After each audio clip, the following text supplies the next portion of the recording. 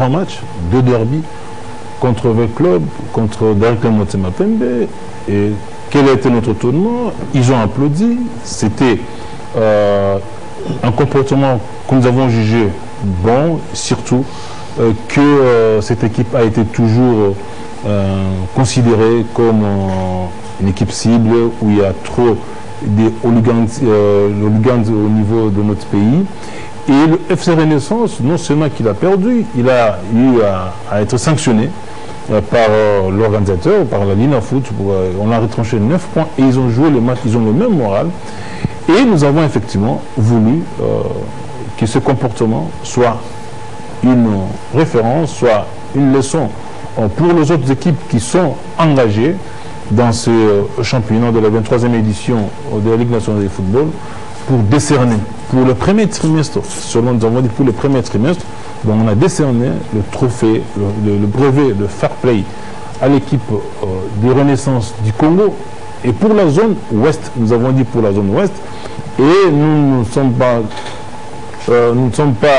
un jury de la Lina Foot, mais nous sommes une structure à part qui a comme leitmotiv, comme objectif notamment, de lutter contre la violence dans les installations sportives, et raison pour laquelle nous avons jugé bon, pour ce premier trimestre, de remettre ces brevets. Nous sommes descendus sur le terrain, au lieu d'entraînement. On a remis les brevets et les bracelets. On va parler tout à l'heure des bracelets.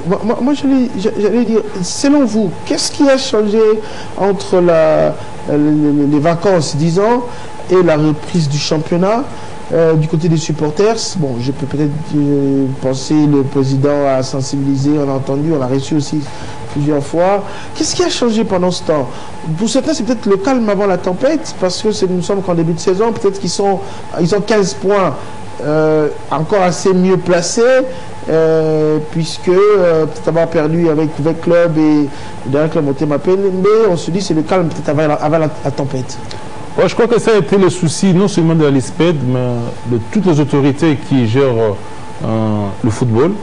Et puis, vous savez, la Lina Foot qui dirige Boss Moyou, avec tous les membres du comité de gestion, ont sillonné à travers les structures qui gèrent les équipes pour annoncer effectivement pour présenter effectivement leur cahier de charges par rapport à cette question de la violence. Et la LISPED a été associée à toutes ces réunions-là. Ils ont sensibilisé les équipes avant le championnat. Et nous avons remarqué, les équipes ont essayé de bien assimiler cette matière, et la LISPED, dans son travail, dans ses combats de lutte contre la violence, accompagne le football congolais, accompagne la Lina Foot, accompagne.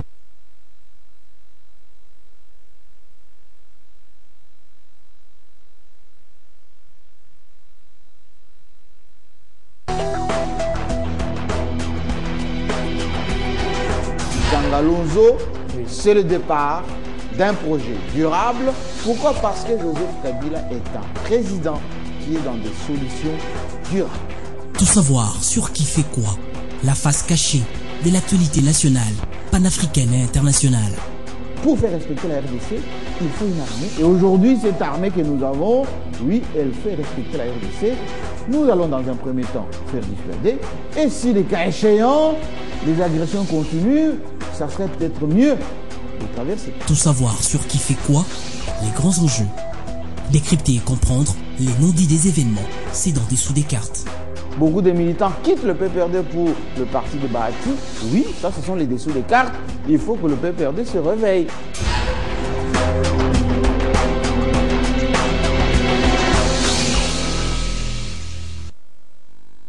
Voilà.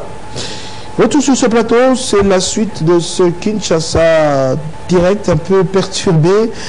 Mais oui, quand c'est la 9e, nous continuons avec Maître Alain Makengo. La Lisbeth qui a remis le prix de fair play pour le premier trimestre, je rappelle, du championnat national, la Ligne Foot, donc UFC Renaissance. Pas beaucoup de surprises puisqu'ils ont jugé bon que les supporters se sont bien comportés, surtout après avoir perdu les deux matchs contre le club, mais aussi contre le dernier club Motema Pembe. Les supporters ont applaudi. Voilà ce qui a milité peut-être à cela.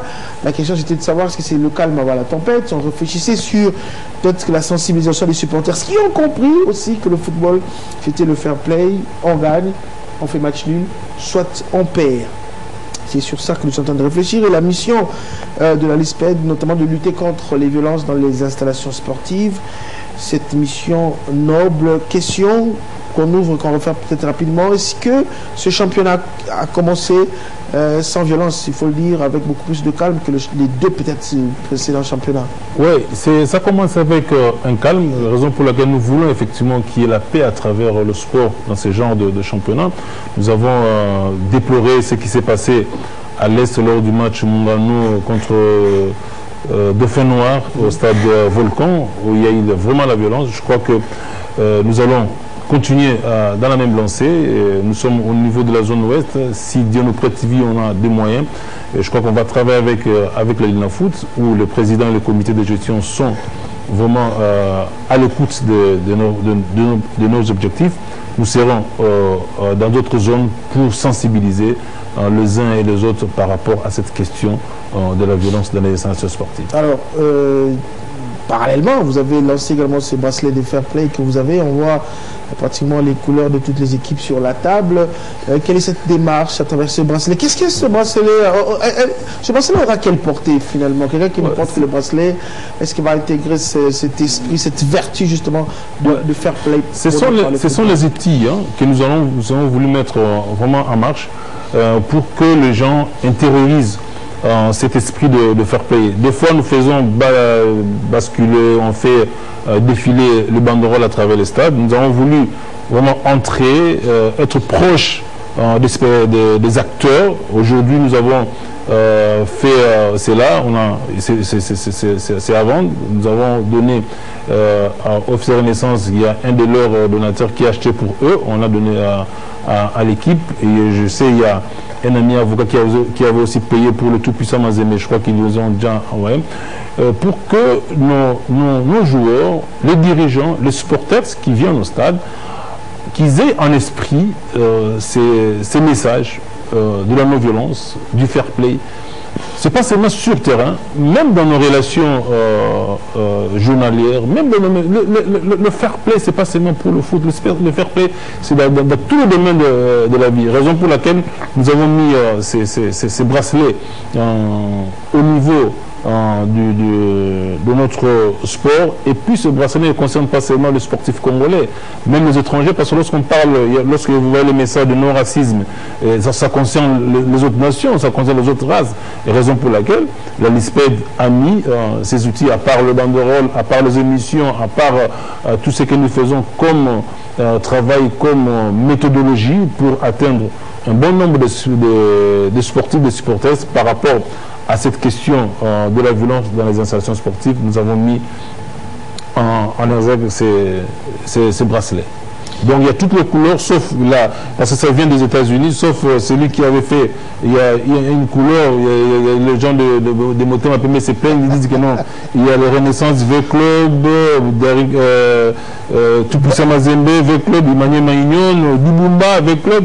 Je crois que il n'y a pas de propos ici, on va faire encore un nouveau stock qui pourra arriver. Un nouveau stock qui pourra arriver, mais c'est pas la couleur qui compte, mais c'est le message. Le message et l'esprit. C'est le message et l'esprit. Et l'acte, c'est ça, c'est pas la couleur, mais c'est le message. Maître Makemo, merci. Très difficilement, on n'a pas passé cette émission, vous avez compris. On doit peut-être couper par la deuxième invité. Merci surtout. Je rappelle, c'est le prix de fair play pour le premier trimestre du championnat de la Division 1.